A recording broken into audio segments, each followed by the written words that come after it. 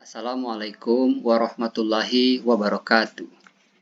Sebelum kita membahas cara pengisian formulir model surat pindah memilih, ada dua pertanyaan yang wajib kita jawab terlebih dahulu. Pertama, siapa yang mengeluarkan surat pindah memilih? Ayo, siapa? Jawabannya adalah PPS, PPK, KPU Kabupaten atau Kota, ataupun PPLN. Jadi keempat unsur ini dapat mengeluarkan surat pindah memilih ya, baik itu ketua maupun anggotanya. Pemilih juga bisa mengurus surat pindah memilih ini baik di daerah asal maupun tujuan. Contoh, ada seorang pemilih yang berasal dari ruang lingkup rekan-rekan bekerja, dia ingin mengurus surat pindah memilih. Maka teman-teman dapat mengeluarkannya. Itulah yang dinamakan dengan mengurus di tempat asal. Namun, jika pemilih tersebut tidak sempat mengurus di tempat asal, pemilih dapat mengurus di tempat tujuan dia pindah memilih.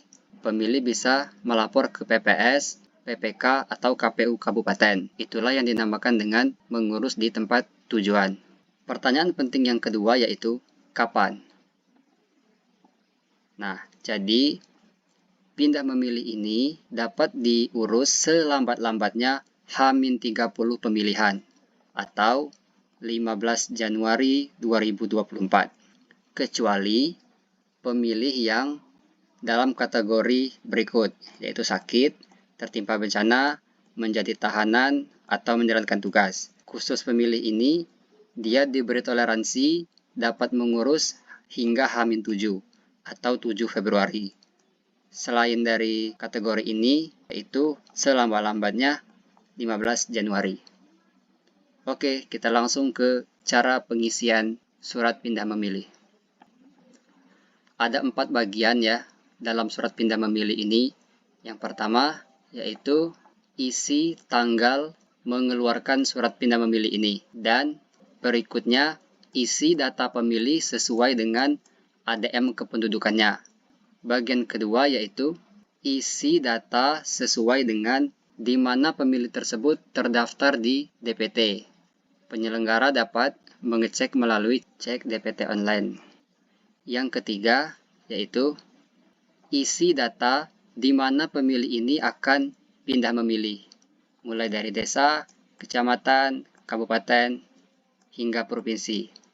Nah, khusus untuk TPS, ini hanya dapat diisi oleh penyelenggara tujuan, PPS, PPK, atau KPU Kabupaten. Jika pemilih mengurus di tempat asal, maka cukup mengisi 4 item ini saja, karena nomor TPS akan diisi oleh daerah tujuan. Jadi, di sini kami tekankan, jika pemilih mengurus surat pindah memilih ini di PPS asal atau tempat asal, maka dia harus segera konfirmasi ke daerah tujuan agar diberitahu lokasi TPS-nya. Akan tetapi, jika pemilih mengurus di tempat daerah tujuan, maka penyelenggara langsung dapat mengisi dari nomor TPS, desa, kecamatan, kelurahan, dan seterusnya. Kemudian sertakan juga alasan pindah memilih dan bukti pendukungnya.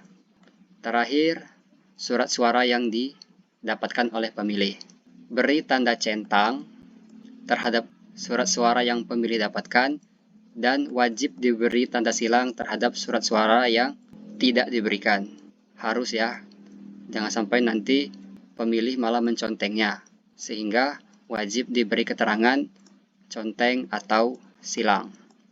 Terakhir, bubuhkan tanda tangan penyelenggara yang mengeluarkan surat pindah memilih ini.